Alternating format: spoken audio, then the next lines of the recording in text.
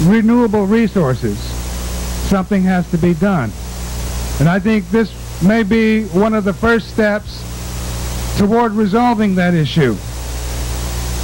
And as a fellow indigenous, I wish you the best in this effort. And with a turnout like this, I'm sure that you will be able to achieve that which you need to achieve. Again, I want to say it's very good to be here and to see that those of us who are indigenous to the Americas are fighting the same battles. I say I'm glad that we are fighting them, but I'm also sad that we have to still be fighting the same battles that we have been fighting since, as far as we know, the beginning of time, in terms of dealing with federal, state, and municipal governments. This will never change. This will never change in terms of having always to protect your rights. We will always have to achieve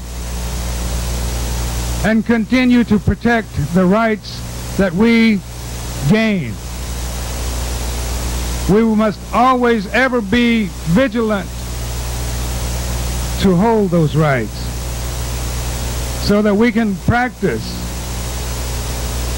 our cultures in the way that they're meant to be practiced, so that we can practice our ceremonials, our religious beliefs in the way that we have always done so. So with that said, I think that you will achieve what you have set out to achieve here. It's time that state and federal governments begin to work with those of us who have lived upon the lands that are being used by all of us now. We have to learn how to share that which is given to us by the Creator. The lands and the renewable resources that these lands provide. The lands must also be given time to rest, and the renewable resources that these lands provide. The lands must also be given time to rest in order to continue to reproduce. And this reminds me of the last time that I saw my father. His last words to me were, "Listen to your mother.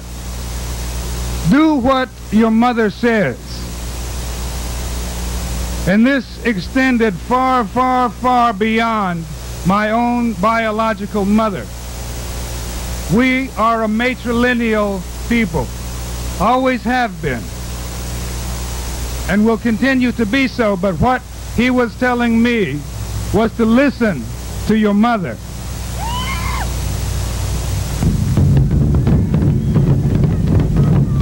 Your mother,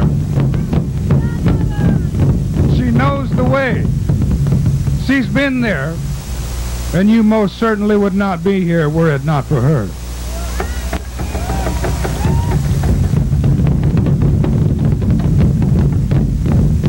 Of course, the process isn't so bad either.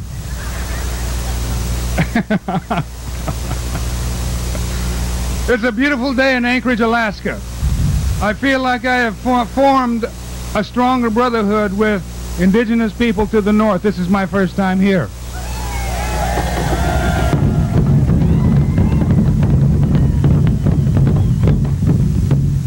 The people have spoken. I think it's been fantastic, and I think that the message will reach the governor that subsistence is important to Alaska Natives and to rural Alaskans, and it's a real issue in this state, and it's just something he's going to have to decide that he's going to have to deal with.